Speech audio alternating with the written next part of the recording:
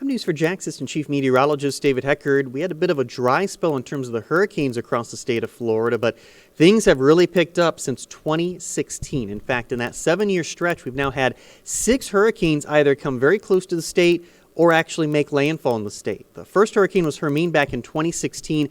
This broke a streak. In fact, we did not see a hurricane landfall in Florida from 2005 Wilma to Hermine in 2016. But after that, we've seen quite a bit of activity. Matthew never actually made landfall in the state, but of course did significant damage in Jacksonville and back into much of northeast Florida.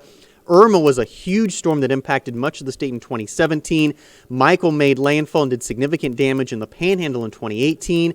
Dorian, similar to Matthew, never struck the state directly, but we did see some impacts from it. And then Ian, most recently, really did some damage in southwest Florida back in 2022. But of all the cities that have escaped all this, it's actually been Miami, a city you wouldn't think of escaping hurricanes. Now, Miami has had some close calls, though. In fact, 4 major hurricanes in the last 7 years have trucked very close to the city. In fact, these 4 were within 150 miles. The closest was Matthew back in 2016. And at one point, the National Hurricane Center had all 4 of these storms with Miami in the forecast cone. In fact, you may remember in 2017, a lot of people evacuated South Florida with Irma, thinking it was heading towards Miami. Irma eventually made landfall in Marco Island in southwest Florida.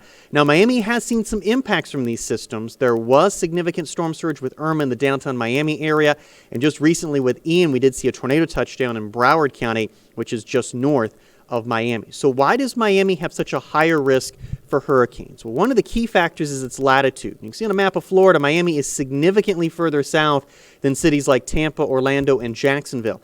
In fact, it's the furthest south of all the major metropolitan cities, including Houston and San Antonio. And the further south you are in latitude, the higher the probability you're going to see a tropical storm or hurricane. The other factor is in South Florida, the winds during the summer months are mainly from east to west. That allows tropical systems that develop in the Caribbean and in the tropical Atlantic to move their way westward. And then finally, sections of the Bahamas sometimes can disrupt hurricanes a little bit, but can't do dramatic things like higher terrain. In fact, remember the mountainous regions of Central America and areas of the Dominican Republic and Haiti, those mountains can seriously disrupt systems and actually completely collapse them. The Bahamas are just incapable of doing that. So those 3 things make Miami very susceptible to hurricanes.